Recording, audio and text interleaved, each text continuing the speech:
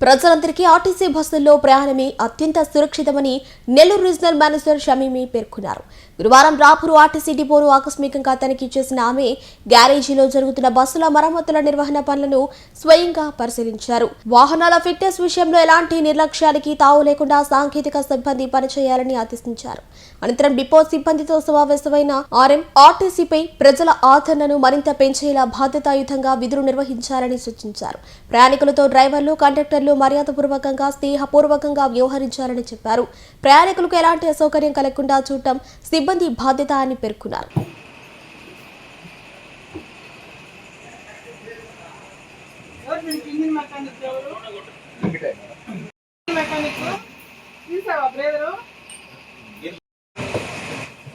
అనిల్ మీ డిపోనా office gear box breaker clean చేస్తున్నారా? గేర్ బాక్స్ తీసాడా? దీనికి టచ్ ప్లేట్ ఎట్టుంది? దాన్ని తీసారా? ట్యాంక్ ఉంది కదా, ట్యాంక్ ముందు, ట్యాంక్ డీజిల్ ట్యాంక్ ముందు వస్తుంది పెద్ద ట్యాంక్, దాంట్లో ఆయిల్ వస్తుంది. చూడు, ఈ BS6 ఆ కంప్లైంట్ ఉంది, ఆయిల్ వస్తుంది. అవన్నీ ట్రైల్ పెట్టుకోండి. ఇక్కడ ఏంటంటే రాపూర్ డిపోలో పారామీటర్స్ వెరిఫై చేస్తున్నాను. ఇక్కడ మనకి ఆక్యుపెన్సీ రేషియో 360 వచ్చిన తర్వాత మన రాపూర్ డిపోలో ఆదరణ జారా వరకు పెరిగింది. అది 17% ఆక్యుపెన్సీ రేషియో పెరిగింది. గతంలో 73 ఉండేది, ఇప్పుడు అది 96 వరకు, అంటే గ్రోత్ రేట్ బాగానే వచ్చింది. 17% వరకు గ్రోత్ రేట్ వస్తుంది.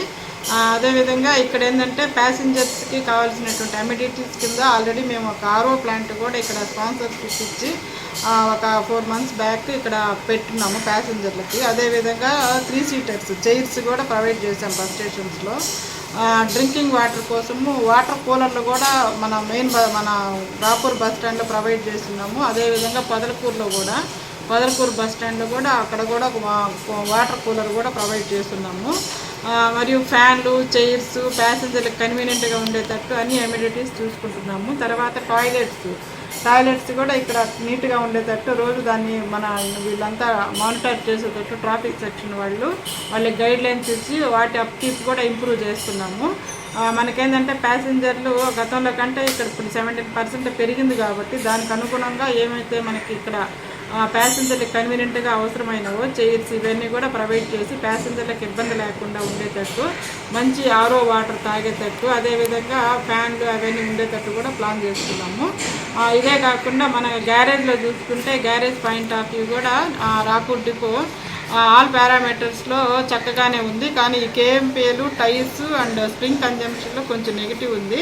దానికి రీజన్స్ ఏంటనేది అనాలిసిస్ చేయడానికి కూడా ఈరోజు ఇన్స్పెక్షన్ రావడం అయింది. దానికి సంబంధించి వాళ్ళకి ఏదైనా అసిస్టెన్స్ రిక్వైర్మెంట్ ఏదైనా ఉంటే అది కూడా ఇచ్చి ఇక్కడ కూడా ఈ టైర్స్ పర్ఫార్మెన్స్ కానీ, అదేవిధంగా మనకి స్ప్రింగ్ కన్జంప్షన్ తగ్గడంలో, KMPలు ఇంప్రూవ్మెంట్లో కూడా వాళ్ళకి సలహాలు, సూచనలు ఇచ్చే ఉద్దేశంతో వచ్చాను. ఇక్కడ చూసుకుంటే మనకి టైర్ మెకానిక్లు కూడా ఇక్కడ షార్ట్ ఉన్నారు ఒకరు, దానికి అవుట్సోర్స్ కూడా ప్రొవైడ్ చేస్తున్నాము. అదేవిధంగా స్ప్రింగ్లో చూసుకుంటే ఒక బ్లాక్ స్మిత్ షార్ట్ ఉన్నారు, ఆయనకు కూడా అవుట్ సోర్సింగ్ ఇచ్చేటట్టు ప్రపోజల్ DM గారు పంపిస్తారు కాబట్టి వాళ్ళకి అడ్వైస్ చేశాము. ఇవన్నీ చూసుకుంటే గ్యారేజ్ సెక్షన్ కూడా పర్ఫార్మెన్స్లో చక్కగానే ఉంది. బ్రేక్ డౌన్స్ విషయంలో ఈ డిపోలో 0 బ్రేక్ డౌన్ మెయింటైన్ అవుతుంది. అదేవిధంగా ఇక్కడ punctuality, Rapur depot punctuality departure and arrival 2 ఉంటాయి. అంటే బండ్లు వెళ్ళేటప్పుడు మళ్ళీ ఇన్కమింగ్ అయ్యేటప్పుడు రెండింటిలో కూడా రాపూర్ డిపో 100% పంక్చువాలిటీ మెయింటైన్ చేస్తున్నారు. కాబట్టి చాలా చక్కగా పంక్చువాలిటీ అనేది, సమయ పాలన అనేది రాపూర్ డిపోలో చాలా చక్కగా మెయింటైన్ చేస్తున్నారు. కాబట్టి దానికి DM గారిని కూడా అభినందిస్తున్నాము.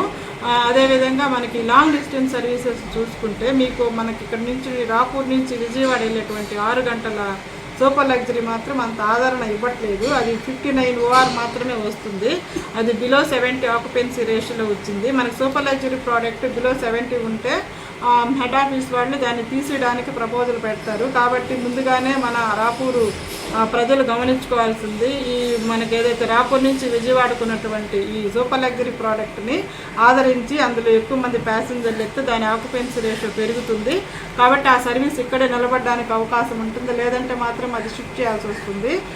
కాబట్టి ఈ ప్రైవేట్ ట్రావెల్స్ వాటిలో ఇట్లా ట్రావెల్ చేయకుండా సేఫ్గా ఏపీఎస్ఆర్టీసీలో మన సూపర్ లగ్జరీ బస్సులు కూడా కొత్త బస్సులే ఉన్నాయి ఆ విజయవాడ సెక్టర్కి కూడా.